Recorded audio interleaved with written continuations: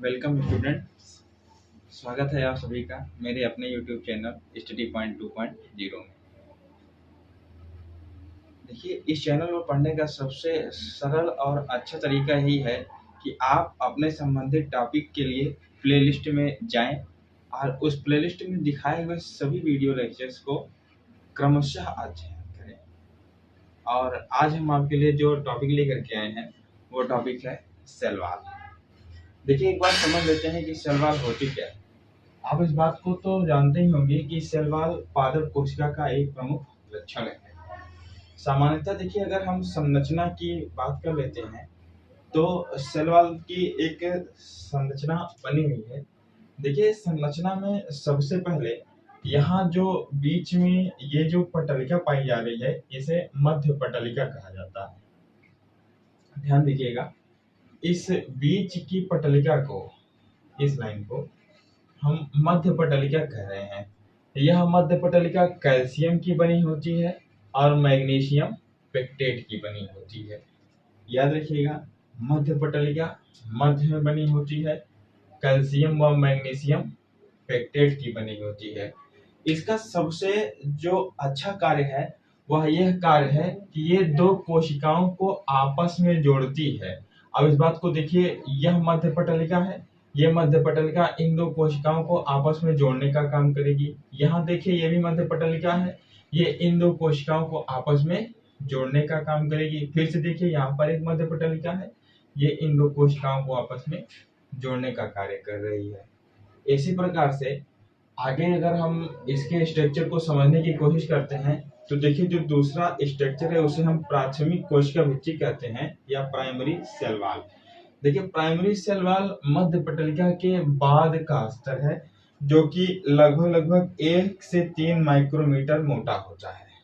देख लीजिए, 1 से 3 माइक्रोमीटर ही मोटा होता है और यह जस्ट मध्य पटलिका के बाद ही पाया जाने वाला स्तर है और ये सभी कोशिकाओं में पाया जाता है।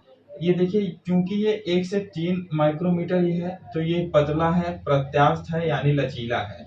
ये देखिए किसका बना हुआ है, तो ये सेलुलोज का बना हुआ है, हेमिसेलुलोज का बना हुआ है, पेक्टेट पदार्थों का बना हुआ है तथा कुछ पॉलीसेकेराइड शर्कराओं का बना हुआ है। आगे देखते हैं तो इसकी संरचना में जो कोशिकाएं पाई जाती हैं उनके जो ऊतक बनता है विभाज्योतकी ऊतक या मृद ऊतक का बनता है। याद रखिएगा, कोशिकाएं जो होती हैं विभाज्योतकी ऊतक या फिर मृद ऊतक की कोशिकाएं पाई जाती हैं इसके अंदर। तो आगे देखते हैं, आगे की जो परत पाई जाती है उसे हम द्वितीयक कोशिका भित्ति के नाम से जानते हैं। द्वितीयक कोशिका भित्ति, देखिए द्वितीयक कोशिका भित्ति के मुख्यतः 3 भाग होते हैं जिसे क्रमशः बाह्य परत, मध्य परत व अंतः परत कहते हैं। देखिए, यहाँ पर इस वाली परत को बाह्य परत के रूप में दिखाया गया है, ये मध्य परत है और ये दोनों अंतः परत है। देखिए, अगर इन तीनों को मिला करके इस कोशिका भित्ति की बात की जाए तो ये 5 से 10 माइक्रोन तक मोटी होती है। देखिए, इससे काफी ज्यादा मोटी होती है, 5 से 10 माइक्रोन मोटी होती है और इसमें लगभग 50 से 80% तक कौन पाया जाता है, सेलुलोज पाया जाता है। इसमें लिग्निन की मात्रा पाई जाती है। लिग्निन इस कोशिका भित्ति को दृढ़ता प्रदान करती है। लिग्निन के कारण ही कोशिका भित्ति दृढ़ होती है। वास्तव में जो इसका निर्माण होता है वो प्राथमिक कोशिका भित्तियों के परिपक्वन के परिणाम स्वरूप होता है। जो प्राथमिक कोशिका भित्ति है वो परिपक्व होती रहती है और जाकर के द्वितीय कोशिका भित्ति का निर्माण कर देती है। अंततः इसमें जाकर लिग्निन का जमा हो जाता है, लिग्निन इसे दृढ़ता प्रदान कर देती है। इसके आंतरिक भाग को देखिए गुहा कहते हैं। गुहा लगभग दृढ़ ऊतक का बना होता है। इसमें अब दृढ़ ऊतक का बना हुआ होता है तो इसमें बीच में रिक्त स्थान पाया जाता है। उस रिक्त स्थान में वाहिका तथा वाहिनियों का जुड़ाव होता है। थोड़ा सा आगे अगर हम बढ़कर के देखने की कोशिश करें तो कभी कभी कुछ पादप कोशिकाओं में तृतीयक कोशिका भित्ति भी पाई जाती है, या ऐसा कहें कुछ अनावृत बीजी पादप में तृतीयक कोशिका भित्ति भी पाई जाती है। जो तृतीयक सेल वॉल पाई जाती है यानी तृतीयक कोशिका भित्ति पाई जाती है वो मुख्यतः सेलुलोज की बनी होती है, हेमिसेलुलोज की बनी होती है या जाइलान की बनी होती है।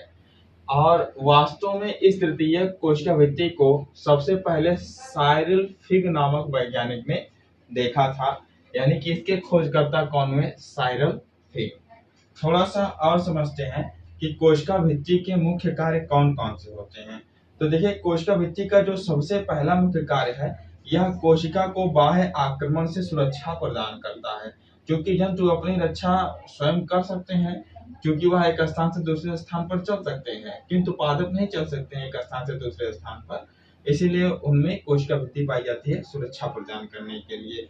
ये कोशिकाओं को एक आकार प्रदान कर देते हैं, जिससे पादप का भी एक आकार सुनिश्चित हो जाता है। वास्तव में अगर ये आकार सुनिश्चित करेंगे तो खड़े रखने में भी सहायक होते हैं, गुरुत्वाकर्षण बल के विपरीत दिशा में ये खड़ा रखने में सहायक होते हैं। आगे देखिए, कोशिकाओं को सूखने से बचाती है। यह कोशिका भित्ति बाहर की तरफ होती है, जिससे कि अधिक मात्रा में जीव द्रव्य का क्षरण नहीं हो पाता है। अतः यह कोशिका भित्ति क्या करती है? सूखने से बचाती है। तो इसी के साथ यह वीडियो लेक्चर समाप्त होता है। उम्मीद है कि आप सभी मेरे इस YouTube चैनल पर पढ़ते रहेंगे और अपने दोस्तों तक मेरा वीडियो लेक्चर शेयर करके उन्हें भी पढ़ाते रहेंगे। धन्यवाद।